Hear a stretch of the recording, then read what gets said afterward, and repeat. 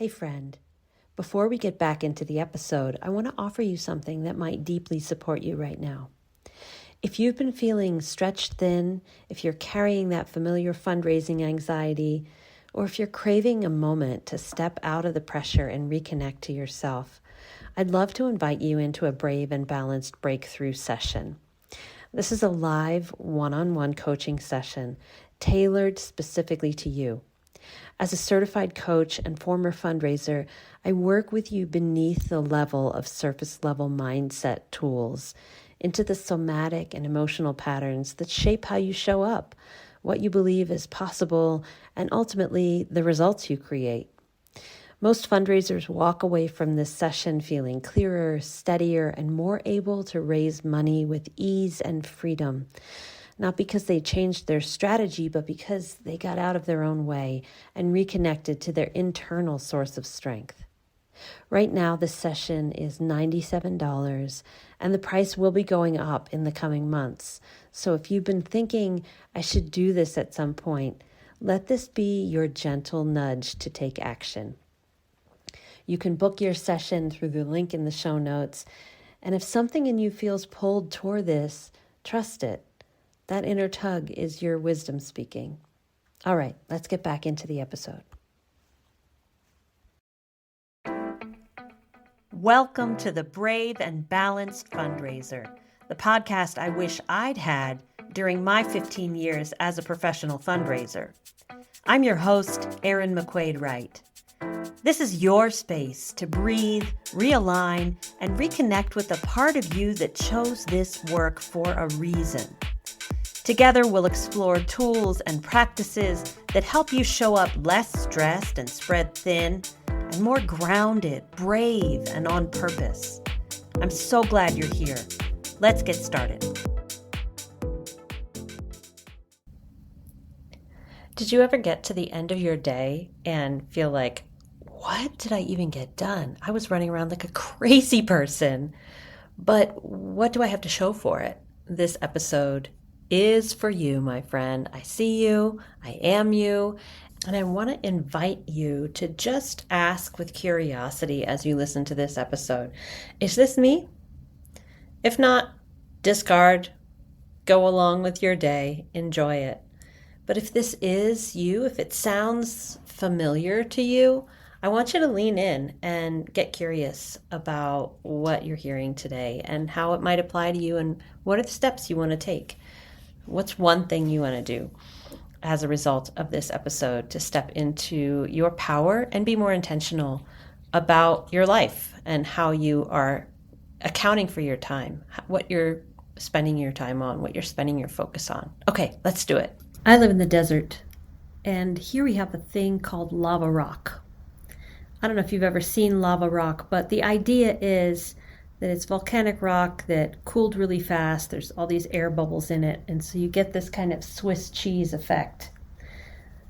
Lots of holes inside the rock. It makes it very light, actually. When you pick it up, you're like, wow, that's all this weighs? Because it's got so much space for air. And I thought of this the other day when I was describing to a friend my experience in the nonprofit sector. Stay with me. My experience in the workplace was that there was work that needed to get done, and then there was all this interpersonal stuff happening at the same time. There were all these people who had sometimes competing desires with me and who were, they had bodies and they had disagreements and they had opinions about how things should be run. And this was all happening around me. And the way I'm made up is to kind of catch what other people are feeling. That's kind of a superpower that I have. So how do you think that went for me? Being around other people who had sometimes very strong opinions about how things should be, up against what I was trying to get done. Often, what I was trying to get done fell by the wayside, and I attended to what felt like a bigger fire, and that was other people's stuff. And this is not unique to me. This is human beings interacting with each other. This is any workplace, anywhere in the world. And it was really easy for me to fall into the trance of something is happening and I'm being asked to take care of it. I need to take care of it. Rather than, this is what my goal is for the day or the week. This is what I've set out to accomplish. And I'm going to make sure that I create the conditions by which I get that thing done, come hell or high water. So I had the choice of how to deal with that. So I could be a robot and I could say, here's what I have to work on. These are my tasks. I will complete them, and just throw everything else to the side and be laser focused on getting my work done. And the effect of that approach would have been, I would have looked great on paper and probably gotten the criticism most likely to be levied against a woman in the workplace, which is, she's not nice. There's something about her. She just doesn't seem nice to me. She doesn't seem nice enough. She seems too focused on herself, too driven, too focused on what she wants to do, and not focused enough on other people. If you're a woman, you have either received this feedback or been threatened with this feedback. It's highly likely that you're familiar with this feedback. Or maybe you've been like me and you've anticipated this feedback coming at you before it was even coming at you. And you contorted yourself into a shape that was telegraphing, hey, I'm a nice person. Don't worry about me. I'm not going to threaten your peace of mind. I'm a nice person. You fell over yourself to demonstrate that you were nice so people couldn't get that idea. And that's a really smart safety strategy. If I assume that you're going to think I'm not nice and not easy to work with, I'm going to go out of my way to telegraph that I am nice and somebody you want to be on a team with, and thereby creating my own sense of safety around me, right? You're not going to come after me if you have a feeling of peace around being with me. This is the math that is going on behind the circumstances. It's the program running in the background for a lot of women. And that was certainly the case for me. So it comes down to how we're socialized to look out for others and to be very aware of how they're receiving us. And I really liked how the writer Tara Moore talked about this in her book, Playing Big. It's all about really stepping into your leadership. And she talks about how it was just 5 minutes ago that women got the ability to own a business, to have the credit card in their own name, to go to the bank and get a loan without a husband's signature, without a man's signature. This very recently happened. And so what did we do before that? We made really strong social networks because we couldn't go through systemic things like banks and lending institutions. So we had to mean something to each other in a way that was currency outside of the currency that men had access to. So that placed making sure other people were happy with you on a really important scale. That was very, very important, because if you were seen as not nice by your fellow women, your social support network was very tenuous, right? So we wanted strong social support networks. We learned, it's in our very DNA, to care about what other people think of us and make sure that they're happy and pleased with us. One of the tricky ways that I've seen this play out in the fundraising space is working with donors. Maybe you have a person who's heading up a campaign, the board committee or the development committee, and you're working with them about maybe through a list of names. Okay, who can we go to? Who do you know? Who might be interested in supporting our mission? And sometimes it really flows in through a bunch of the names really flow, like, yes, this person, I can reach out to them, I can email them.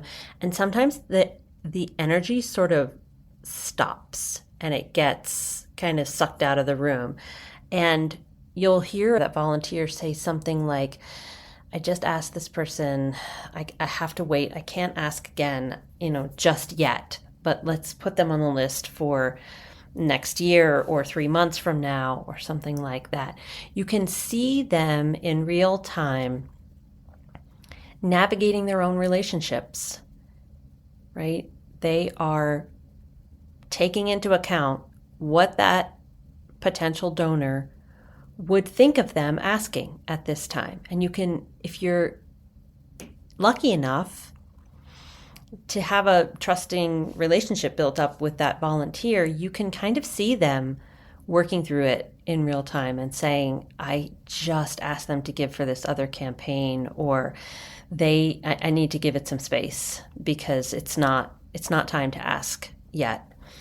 And that is a really good example to me of the math, that program that's running in the background of what's it going to cost me to ask this person? What's it going to cost me to make this ask of this person? So if you haven't read the book Playing Big by Tara Moore, I highly recommend it. The full title is Playing Big: Practical Wisdom for Women Who Want to Speak Up, Create, and Lead. She's got really great tools in there. I can't recommend it highly enough. I think of the lava rock as all the things we can dive into, all the little holes we can dive into. What's the interpersonal stuff happening on my team?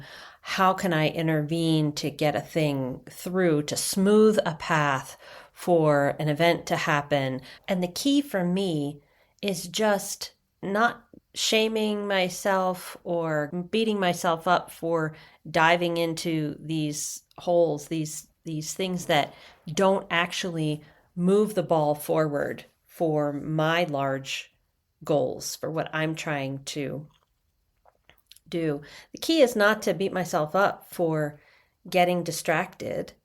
The key is to recognize that that's a pattern that I'm doing, and I'm doing it for a reason.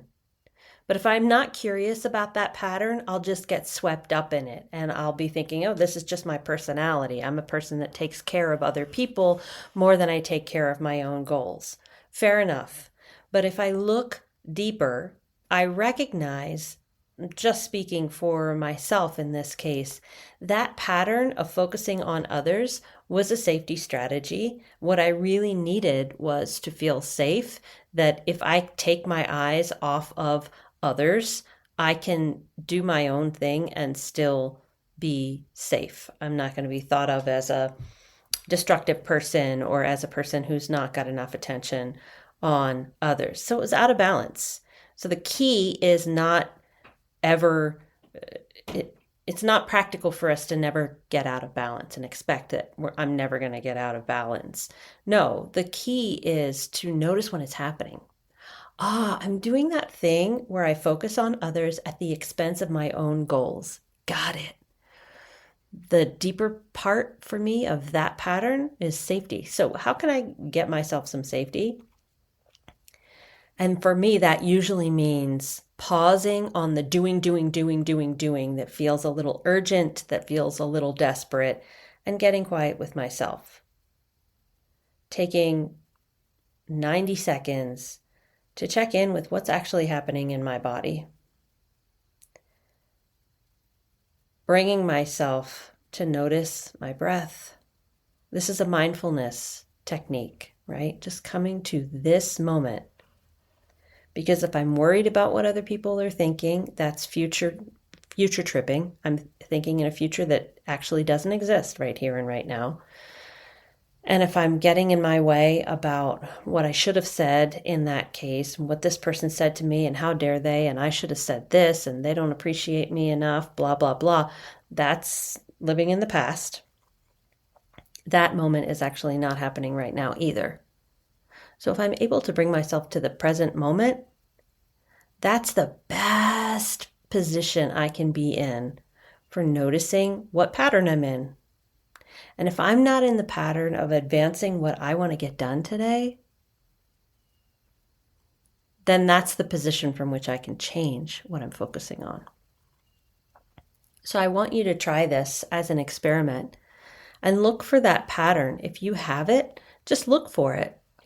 When do I abandon my own goals in order to make sure that other people are happy around me? Let me get curious about where that shows up. Or maybe you have the opposite challenge. Maybe you abandon other people so that you can get your own goals done, and you're experiencing the fallout of that. No judgment, it's just feedback. It's just data. Okay. And if you don't like where that data leads you, gosh, I'm feeling really exhausted at the end of every day because I didn't tend to what was here for me. I tended to other people instead. If you don't like the fruit of that particular tree, then you can change it. But you have to first notice the pattern. So that's what I'm working on over here. I'm not arrived at any destination. I'm simply offering this to you as a lens from my personal experience so that if you do relate to it, if it is helpful to you, you can take it and you can experiment with it and use it for yourself. Where are you getting sucked into the different holes of the lava rock and, ooh, let me focus on this. Let me dive into this and get distracted. Let me see what other people are thinking. Let me see what my phone is blinking about. That's one that I hear about a lot from people. And if you are using distractions as a way to check out, as a way to take a break, and you don't like the way that feels, you can change it.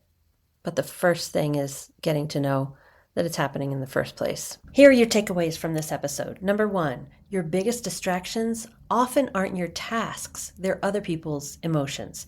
Number 2, people pleasing isn't a personality trait, it's often a strategy your nervous system learned to stay safe. Number 3, you can't change a pattern until you notice it. Number 4, the present moment is where you regain the power to choose your focus. And number 5, leadership means caring about people without abandoning your own priorities. All right, my friends, I hope this was helpful to you, and let me know your thoughts. You can join our Facebook group. You can join the newsletter. Look for information about those in the show notes. We'll see you next time.